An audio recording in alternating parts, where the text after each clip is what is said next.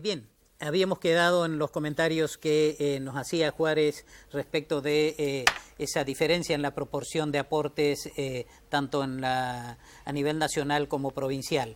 Pero previo a eso le pido un segundo, Juárez, porque nuestros invitados siempre son generosos y aún con el tiempo apretado cumplen con estar presente en nuestro programa. El ex embajador Aguad tiene otros compromisos asumidos con anterioridad y es por eso que lo quiero despedir, Aguad, y agradecerle esta generosidad de haber podido estar unos instantes con nosotros y siempre está invitado en este programa. Le agradezco muchísimo, les pido mil disculpas y... Roberto, una última pregunta, sí, digamos, muy cortita, con una respuesta que sé que usted es también, como el tiempo es tirano.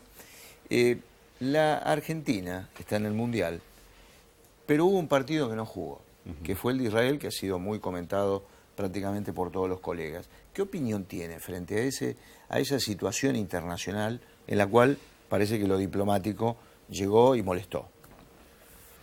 A ver, es imposible contestarla en dos palabras, sí, pero hay un tuit aparentemente de Messi, donde dice que él como embajador de UNICEF no podía jugar en un lugar donde han matado una cantidad de chicos en pocos días por manifestaciones. Yo deseo que sea cierto ese tuit, sí, porque realmente lo haría mucho más digno, ¿no? Sí. Como persona, más allá de lo que es como futbolista. Creo que era una bravuconada del gobierno israelí el pretender trasladar el partido de Haifa o de Tel Aviv a Jerusalén.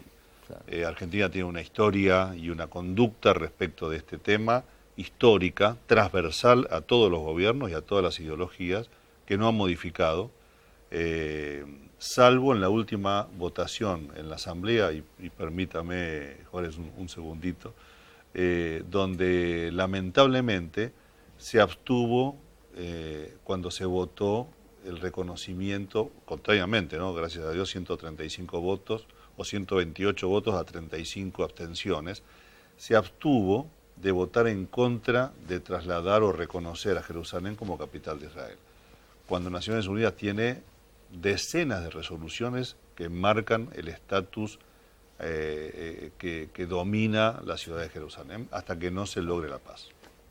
Muchas gracias. Muchísimas gracias a ustedes. Juárez, seguimos con este tema que de por sí es interesante porque obviamente hace a la economía de la tercera edad. Cuéntenos entonces. La diferencia entre el sistema nacional y provincial radica esencialmente que en el sistema nacional están incluidos los trabajadores del sector público, el sector privado y los autónomos. En el sector bonaerense, la Caja de Previsión de la Provincia de Buenos Aires, solo están los empleados estatales de la provincia y de los municipios. Lamentablemente desde el año 2013 hasta acá se ha ido disminuyendo esa proporcionalidad. Nosotros llegamos a tener 4 aportantes por cada jubilado o pensionado, pero no se fue respetando la tasa de reposición de activos.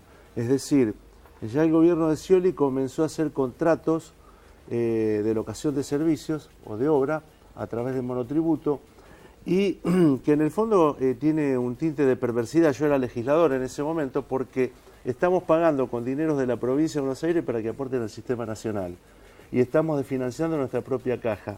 Lamentablemente la gestión de la gobernadora Vidal ha intensificado esta situación con una gran cantidad de contratados en esa circunstancia, que hace que se haya ido desfinanciando de alguna manera el sistema, por lo cual generó algunas alertas.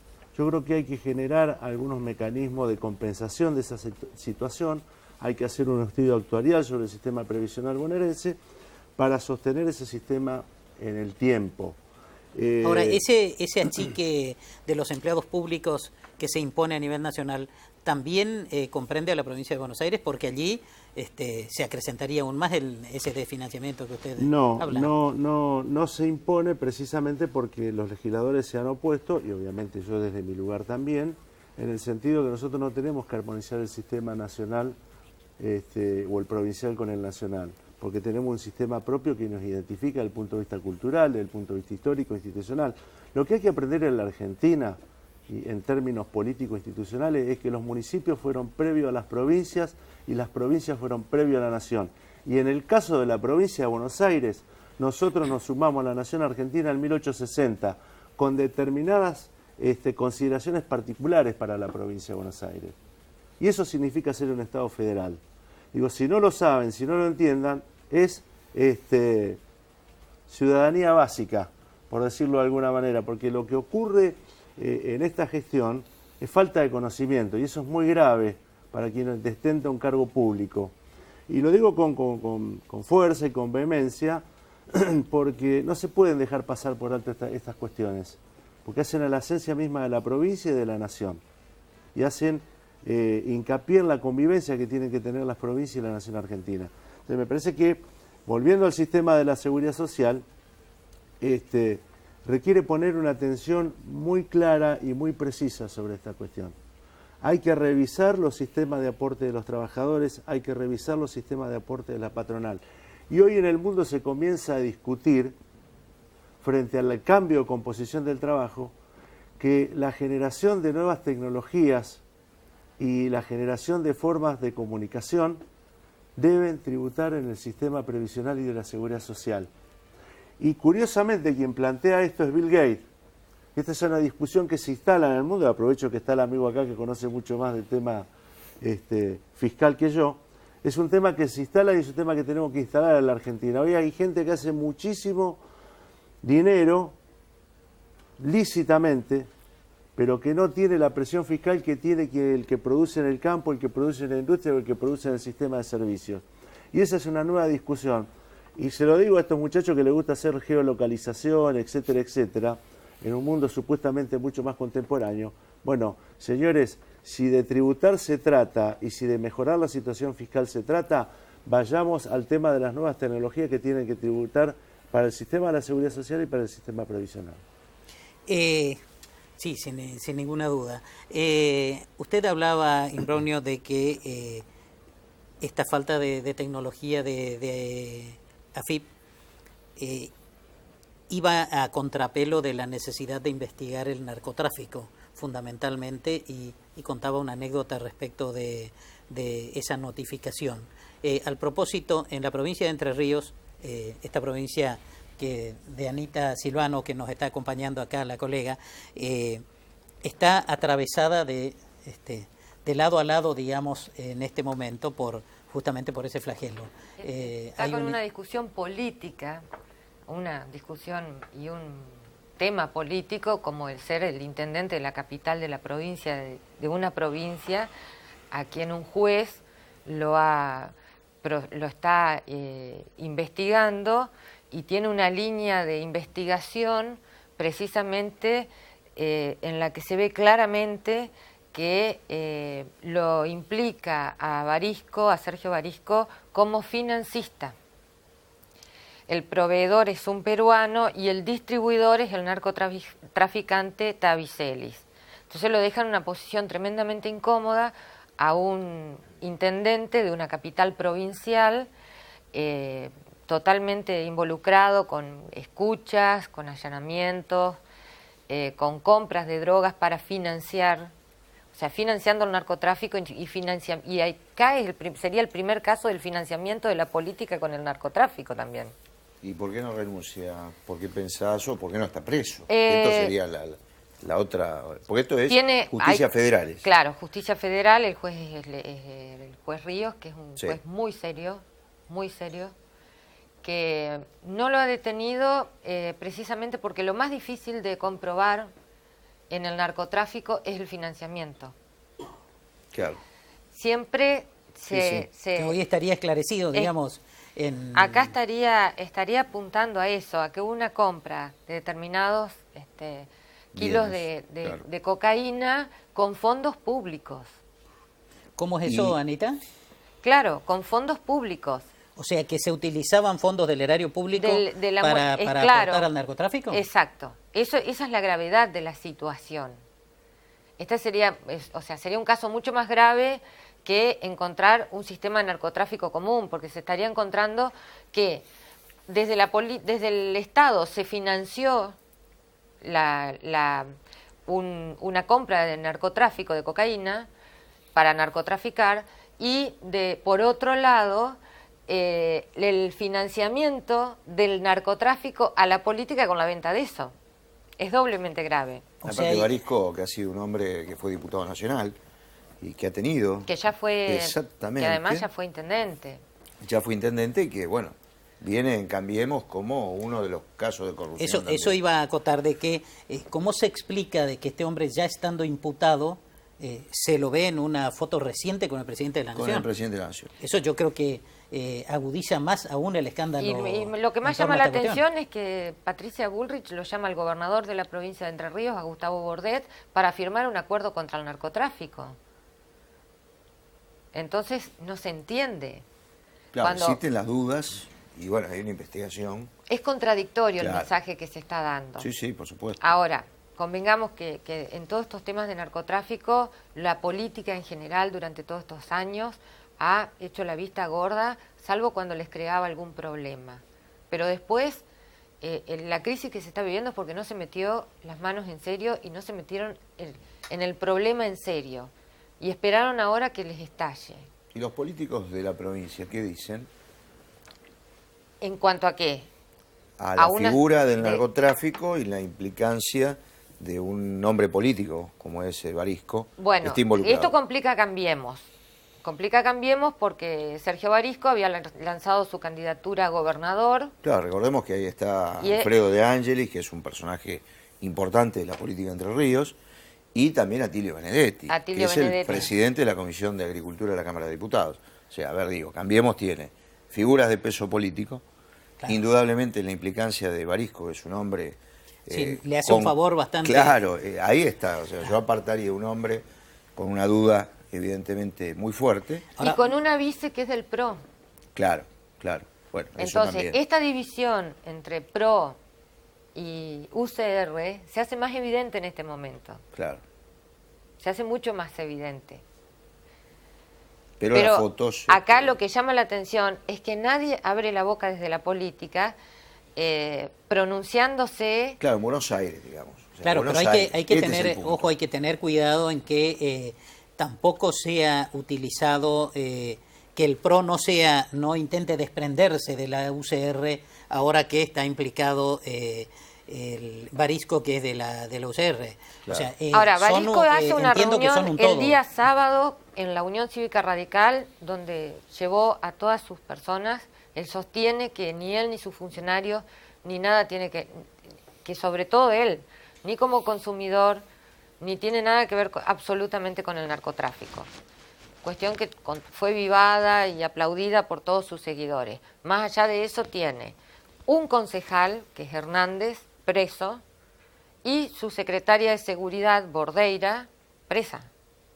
Él creo que brindó un informe al Consejo Deliberante, me parece.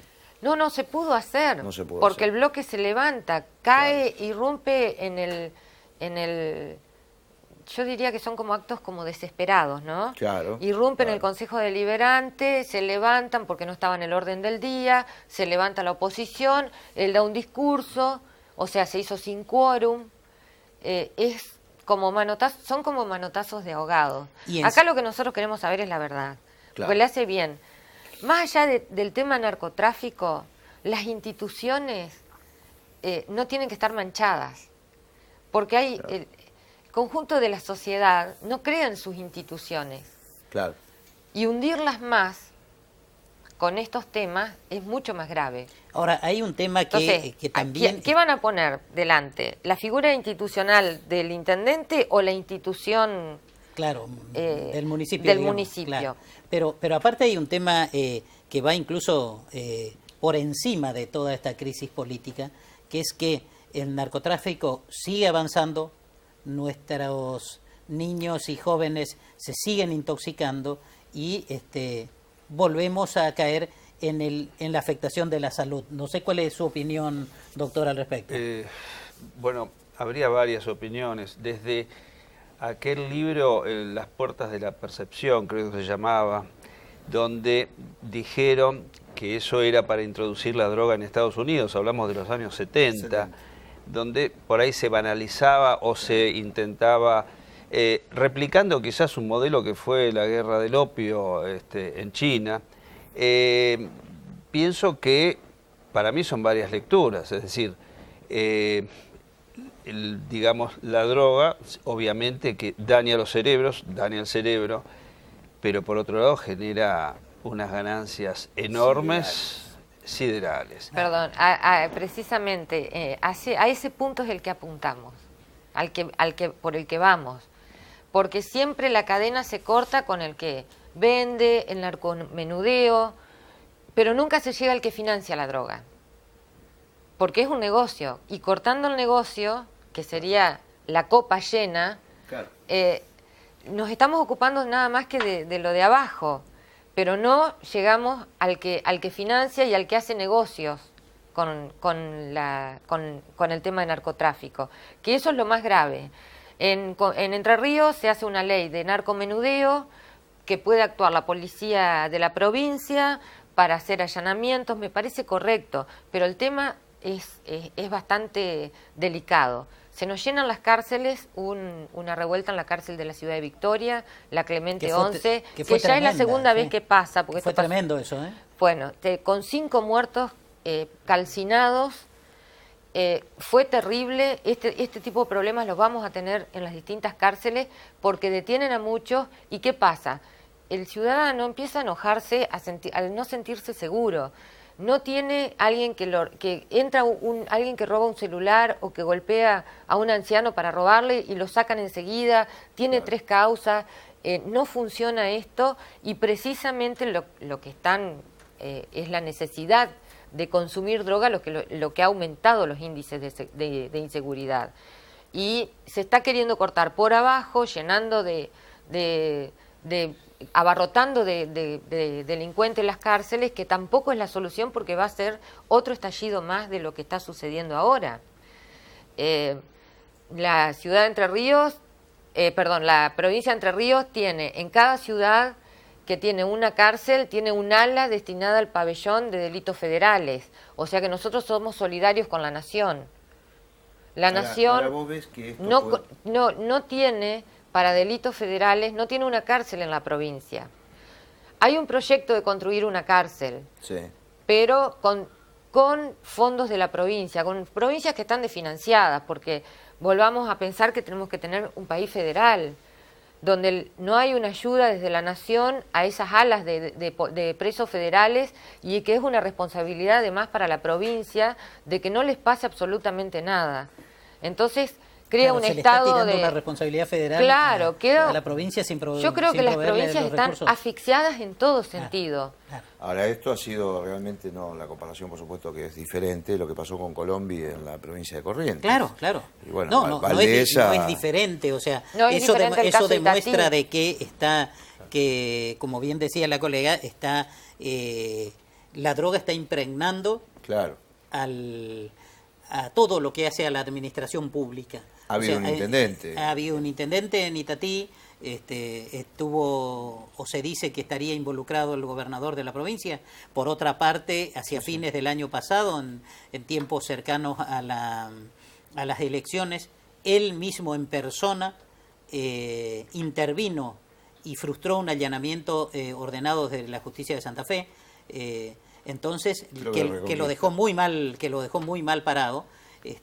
Pero bueno, así se siguen sucediendo, sí. Y en Santa Fe lo mismo. O sea, tenemos que entiendo como corolario que estamos con un país en crisis, en todos los aspectos de la vida, no tan solo en el narcotráfico. Por eso me gustaría escucharlos a ustedes, ¿cuál es su opinión? ¿Cómo se sale de esto?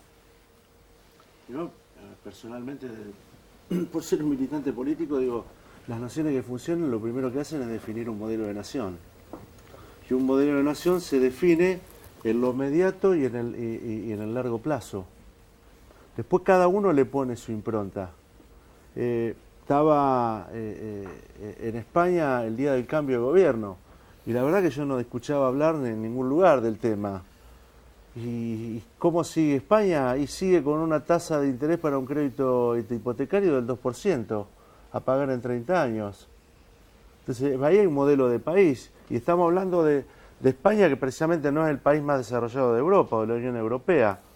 Ni hablar de los países como Dinamarca, como Alemania, como Noruega, como Suecia, la misma Italia, con todos los inconvenientes que tiene en materia de funcionamiento político, definen un modelo de nación. Y lo que nosotros no hemos definido es un modelo de nación. Hoy decimos, aparte de las contradicciones flagrantes, si te pasás 6 meses diciendo que la inflación va a ser del 15% y al otro día me decís que no vas a saber de cuánto es. Y eso fue lo que te aparece con un cartel, casi diría ridículo, diciendo que no volvés al fondo y el otro día está sentándote a sentar.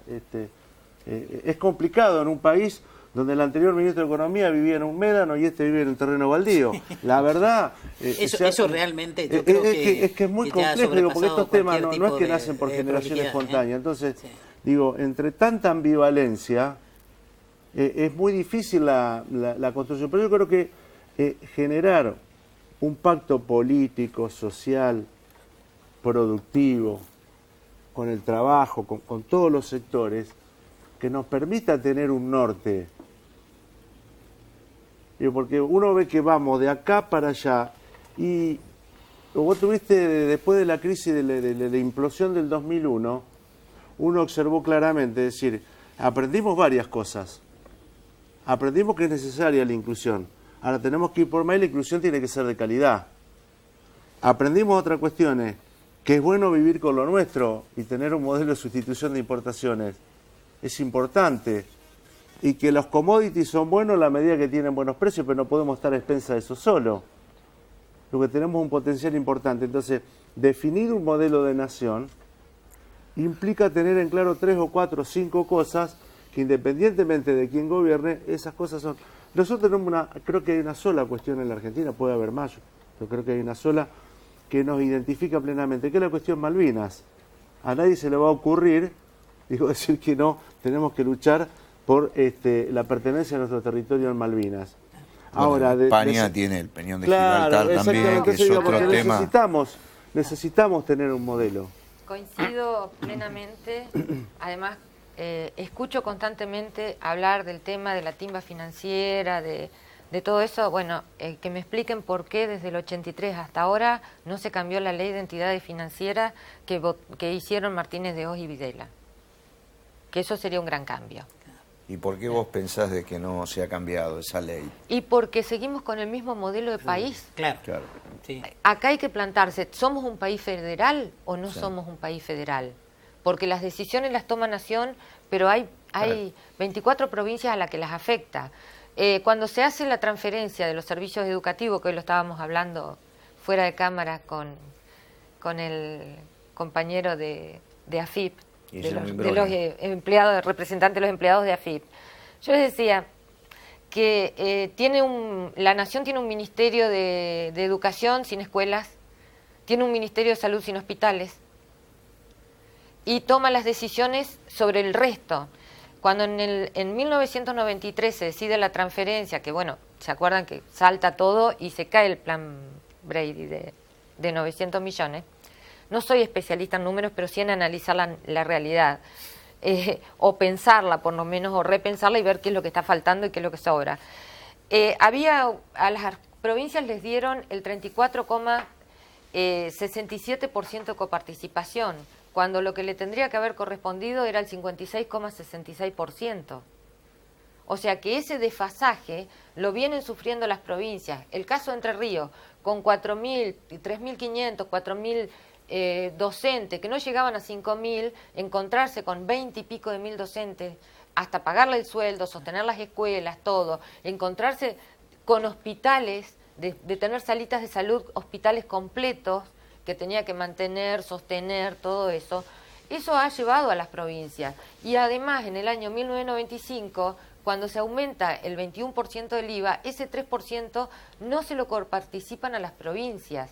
Entonces, están sosteniendo todo, estamos pidiendo salud y educación desde la Nación, cuando precisamente son las provincias las que están sosteniendo la salud y la educación. ¿Cuál es su opinión, Imbrogno, desde su vista como representante de los trabajadores? Yo coincido con Juan Carlos. Hay que fijar un modelo de país, una mesa de consenso, 10 políticas públicas que se puedan llevar adelante más allá del gobierno que exista, y tenemos que terminar con ciertas cosas. Hoy un golpe de mercado se llevó el equivalente a 6 veces el presupuesto de la FIP. Y después discutimos por algunos pesos, cuando realmente por el otro lado tomamos como una victoria que solamente perdimos 11.000 millones de dólares. ¿Qué va a hacer su gremio concretamente para contrarrestar este ataque de recortes? Si la patronal no se aviene a negociar de buena fe, medida de fuerza. No hay que poner ninguna ¿Esas medidas duda. de fuerza incluirían paro de actividades? Sí, por supuesto. Y siempre coordinada con nuestro gremio hermano de Supara, que son los trabajadores de la aduana. Ajá, bueno. De Carlos Sueiro. Su opinión. Yo realmente aprecio mucho las palabras del señor porque habló de modelo de país y eso nos tenemos que sentar. Pero también hago un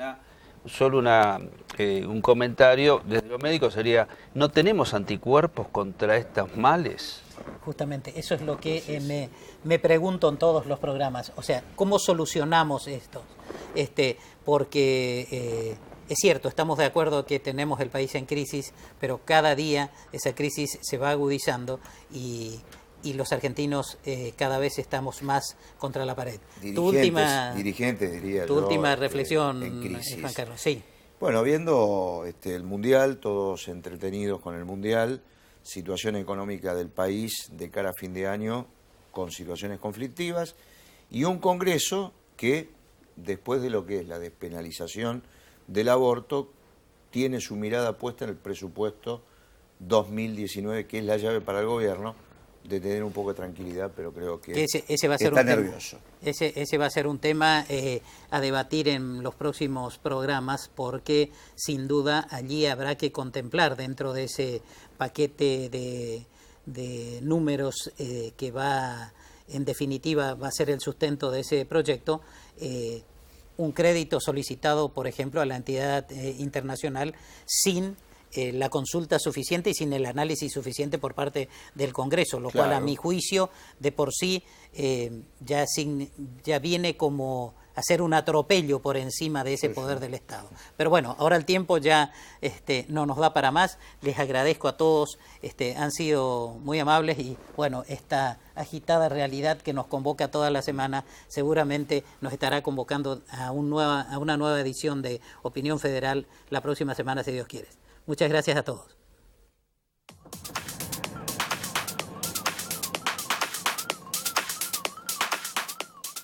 Gómez y Gómez, estudio de abogados. Respuestas jurídicas integrales, derecho civil, comercial y laboral, asesoramiento a individuos, empresas e instituciones públicas, especialización en sistemas de cobro con los más altos estándares de calidad técnico, jurídico, profesional, defensa del consumidor, accidentes de tránsito y de trabajo. Gómez y Gómez, estudio de abogados, Avenida Córdoba, número 966, tercero B, Ciudad Autónoma de Buenos Aires, Jujuy, número 722, primer piso, Corrientes, provincia de Corrientes. Somos personas, somos tecnologías, somos experiencias. Creemos en las cosas bien hechas y en dar siempre un plus a cada trabajo. Creemos en tus objetivos y en cuidar tus costos al máximo. Bienvenidos a Tango Contenidos, marketing y contenidos audiovisuales, prensa, imagen, campañas publicitarias, inserción mediática de candidatos y partidos políticos, nacional y regional. Tango Contenidos, una empresa de Tango Compañía General de Contenidos, brindando servicios de alta calidad profesional en todo el país. Contáctenos en tangocontenidos@gmail.com.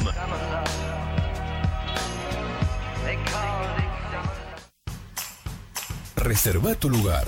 Queremos que seas parte del mundo Cuenca. Sumate a nuestras carreras en Corrientes, prácticas profesionales, becas en el exterior, portugués e inglés en todas las carreras. Además, podés hacer deportes en la universidad y tener descuentos con empresas y hoteles. Búscanos en Facebook como Cuenca del Plata. Mandanos WhatsApp al 3794 531737 o acércate a la Valle 50. Universidad de la Cuenca del Plata. Estudiar cambia tu vida.